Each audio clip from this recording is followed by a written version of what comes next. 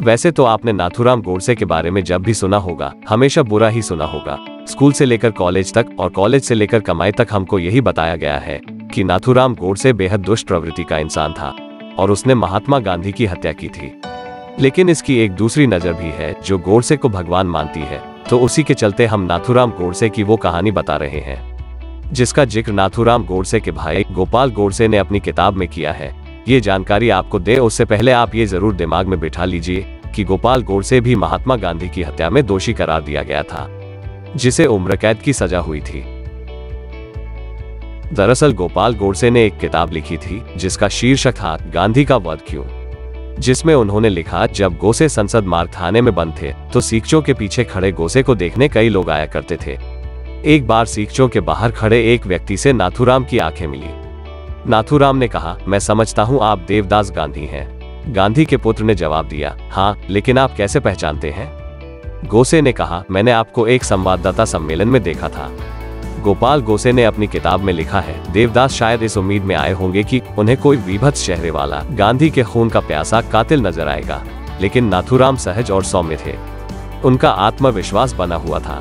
देवदास ने जैसा सोचा होगा उससे एकदम उलट। नाथूराम ने देवदास गांधी से कहा, मैं नाथूराम विनायक गोसे हूँ, हिंदी अखबार हिंदू राष्ट्र का संपादक।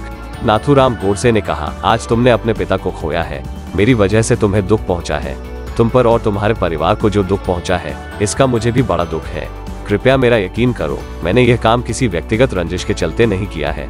ना तो मुझे तुमसे कोई द्वेष है और ना ही कोई खराब भाव। गोपाल गोडसे लिखते हैं कि इसके बाद देवदास गांधी ने पूछा कि फिर तुमने मेरे पिता को क्यों मारा? जवाब में नाथूराम ने कहा, केवल और केवल राजनीतिक वजह से।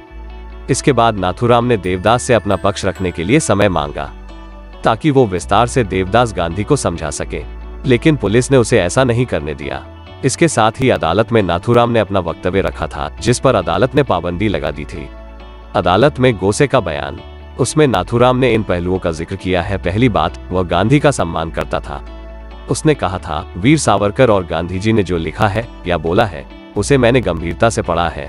मेरे विचार से पिछले 30 सालों के दौरान इन दोनों ने भारतीय लोगों के विचार और कार्य पर जितना असर डाला है उतना किसी और चीज ने नहीं। दूसरी बात जो नाथूराम ने कही, इनको पढ़ने और सोचने के बाद मेरा यकीन इस बात में हुआ कि मेरा पहला दायित्व हिंदुत्व और हिंदुओं के लिए है।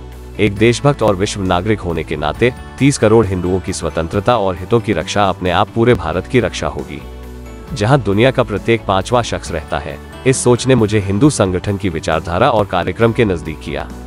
मेरे विचार से यही विचारधारा हिंदुस्तान को आजादी दिला सकती है और उसे कायम रख सकती है। इस नजरिए के बाद नाथूराम ने गांधी के बारे में सोचा। 32 साल तक विचारों में उत्तेजना भरने वाले गांधी ने जब मुस्लिमों के पक्ष में अपना अंतिम उपवास रखा तो मैं इस नतीजे पर पहुंच गया कि गांधी के अस्तित्व को तुरंत खत्म करना होगा। गांधी ने दक्षिण अफ्रीका में भारतीय समुदाय के लोगों को हक दिलाने की दिशा में शानदार काम किया था, लेकिन जब वे भारत आए तो उनकी मानसिकता कुछ इस तरह बन गई कि क्या सही है और क्या गलत, इसका फैसला लेने के लिए वे खुद को अंतिम जज मानने लगे। अगर देश को उनका नेतृत्व चाहिए तो यह उनकी अपराजयता को स्वीकार्य करने जैसा था। अगर देश उनके नेतृत्व को स्वीकार नहीं करता तो वे कांग्रेस से अलग राह पर चलने लगते। नाथूराम गोडसे अब महात्मा गांधी की हत्या के बारे में सोचने लगा था। नाथूराम ने भी कहा, इस सोच के साथ दो रास्ते नहीं हो सकते। या तो कांग्रेस को गांधी के लिए अपना रास्ता छोड़ना होता और गांधी की सारी सनक, सोच, दर्शन और नजरिए को अपनाना होता, या फिर गांधी के बिना आगे बढ़ना होता। गोडसे का तीसरा आरोप यह था कि गांधी ने पाकिस्तान के निर्माण में मदद की। नाथूराम ने कहा, जब कांग्रेस के बड़े नेता गांधी की सहमति से देश के बंटवारे का फैसला कर रहे थे, उस देश का जिसे हम पूछते रहे हैं, मैं भीषण गुस्से से भर रहा था।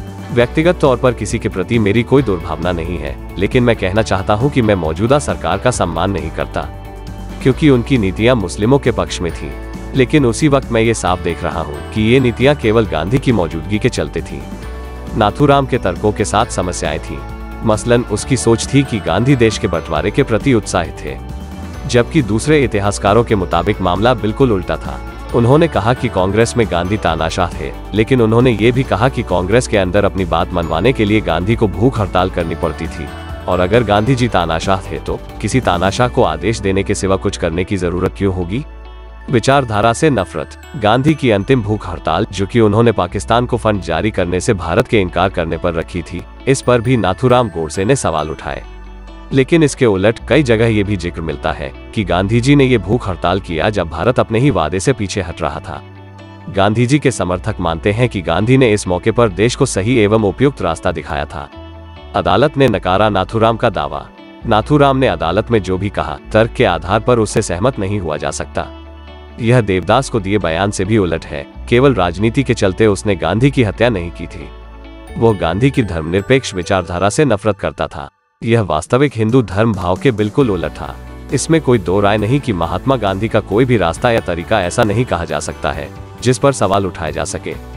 यही वजह भी है कि आजादी के 75 साल बाद भी उनकी छवि पूरी दुनिया में आज भी शांति का प्रतीक है। हालांकि इस बात को भी देश शायद ही कभी भुला पाए कि हमारे देश का बंटवारा धर्म के नाम पर ही हुआ था, और उस वक्त पाकिस्तान से जो ट्रेनें लाशों से भरी आए उसे देखकर आज भी हर भारतीय का खून खौल जाता है। तो कुछ इस तरह की कहानी थी नाथूराम गोडसे की, जो उनके भाई गोपाल गोडसे के द्वारा बताई गई। अगर आपके जहन में कुछ और सवाल है तो नीचे कमेंट कर जरूर बताइएगा। हम उस विषय पर रिसर्च करेंगे जिससे आपकी जानकारी और बढ़ा सके। साथ ही इसी तरह की दूसरी खबरों को जानने के लिए आप हमें सब्सक्राइब कर हमारा हौसला जरूर बढ़ाते रहें। धन्यवाद।